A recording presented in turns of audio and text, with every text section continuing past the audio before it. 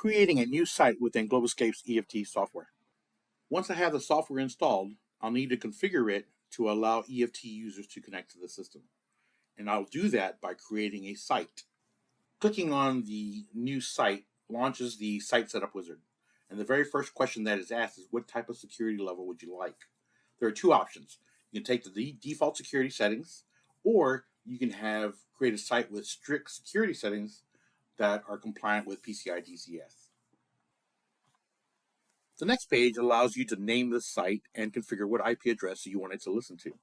So the site label is an internal site name that's only associated with the admin interface. So by default, it's my site. But in this case, I'm going to create a GS site for Globalscape.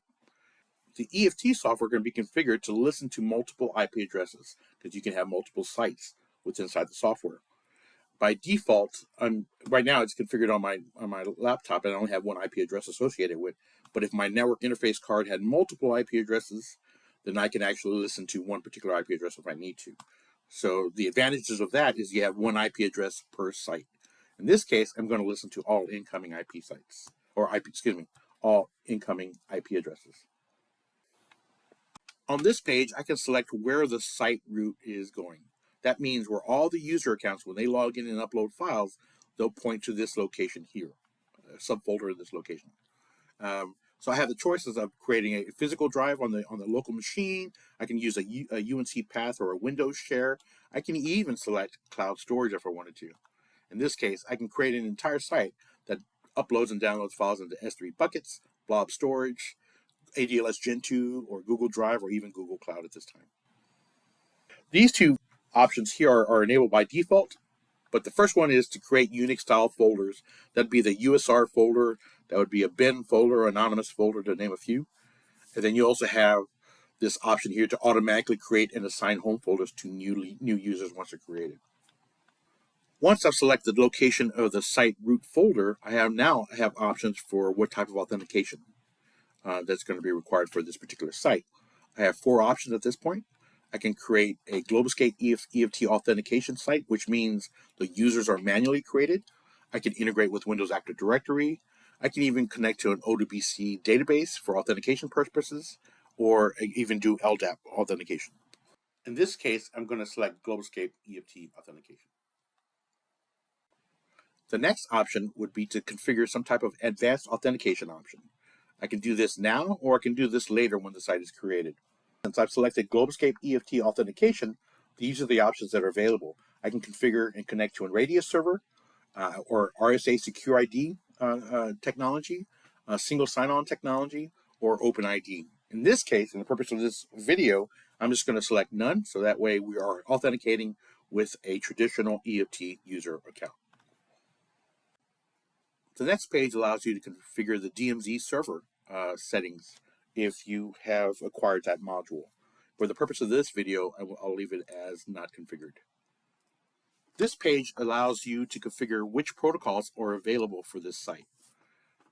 If you notice, FTPS, SFTP, and HTTPS are enabled by default, and the AS2 protocol is grayed out.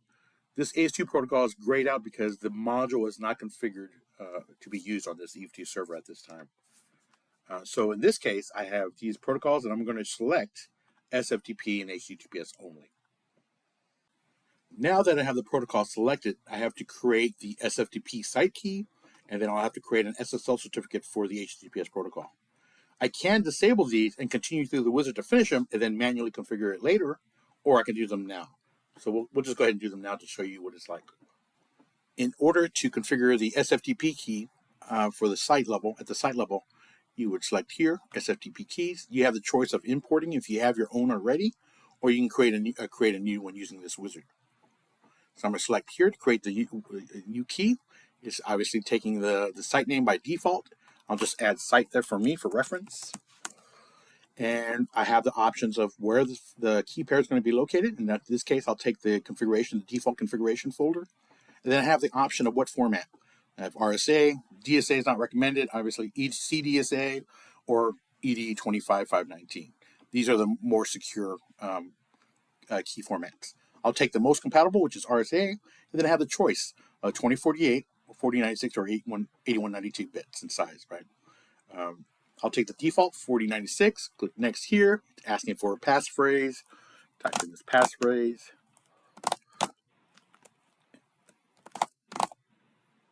Hit next, and then now I have the option, the only one, since it's the brand new site, I'm creating a host key pair for the actual site. So this will be imported into, copied into the key manager, and it will be assigned to the site itself. So what that means is when somebody connects using the SFTP protocol, the first thing that pops up, it says that, this is the fingerprint or footprint for this server. Do you trust it? And so, and obviously clicking yes allows you to connect to the site. If the site key has changed, the next time that FTP client connects, they'll get a new site key or a new notification saying the fingerprint or footprint has changed. Okay, so that's the SFTP protocol completed.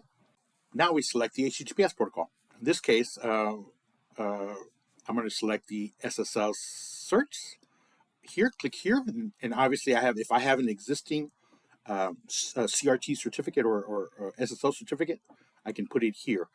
Since I do not have one, I'm going to create a self-signed certificate by using the wizard. Create a certificate, and this time it's going to be GS. It's an SSL certificate. In this case, I'll just put GS site just for reference. Default location for the site certificate, what date it expires, and then I can type a passphrase for this. And again, I have the key length in bits if I need to, 2048, 4096, or 8192. I will take the defaults for this, and then it's going to ask me for a location. In this case, I'm just going to put just generic information,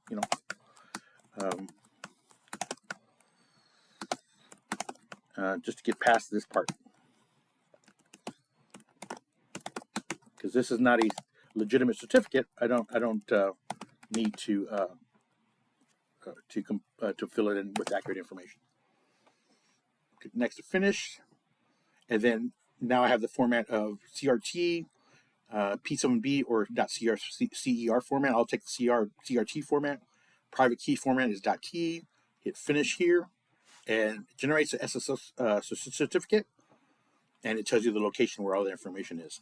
It even creates a certificate signing request. So if you wanted to create a CSR request to upload to your certificate manager, or you can do that and generate your SSL keys appropriately. Okay, completed, and I hit next, and this is finished. Now I can go to the next screen in the wizard. Clicking on the next button takes me to the last page of the wizard. The site has been successfully configured, and it allows me to start the user creation wizard, but I'll do that later. Hit finish. Once you hit finish, you'll see the site fill up here, and if you look at the status tab here, it'll have a green light, meaning it's running, which means that this site now is listing on the protocol ports 22 and 443. You can change these ports to whatever you like, but those are the default ports for those protocols. This concludes the tutorial on how to create a site within Globalscape's EFT software. If you have any questions, please reach out to your account representative. Thank you.